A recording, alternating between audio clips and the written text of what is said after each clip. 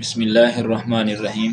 محترم سامعین کرام، آج میں آپ حضرات کے سامنے ولی کی پہچان کے بارے میں ایک بات عرض کرنے لگا ہوں، جو کہ حضرت مولانا عبد المجید لدھیانوی رحمۃ اللہ علیہ نے بیان فرمائی۔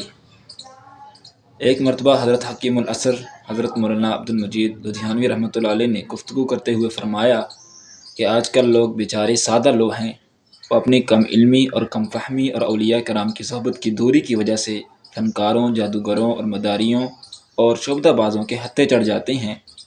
وہ اپنی شعبدہ بازیوں کے ذریعے سے مختلف قسم کے کرتب دکھاتے ہیں اور عوام ان سے متاثر ہو کر ان کو اللہ کا ولی سمجھ کر ان کے پیچھے لگ جاتے ہیں اور ان کی اتباع میں اپنا دین و ایمان خراب کر بیٹھتے ہیں، اور کم فہمی اور دین و شریعت سے ناواقفیت کی بنا پر ان کے افعال کو کرامت سمجھ بیٹھتے ہیں۔ تو اس طرح سے لوگ خود گمراہ ہوتے ہیں اور دوسروں کو بھی گمراہ کرتے ہیں۔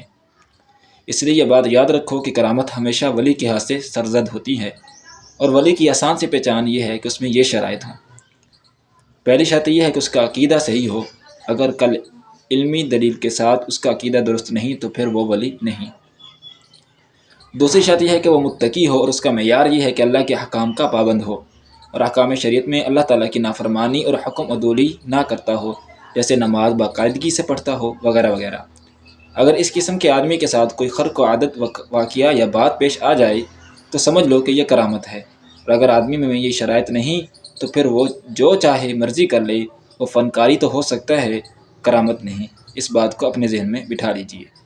دعا ہے کہ اللہ تعالیٰ ہمیں اور ہم سب کو اس پر عمل کرنے کی توفیق عطا فرمائے۔ آمین۔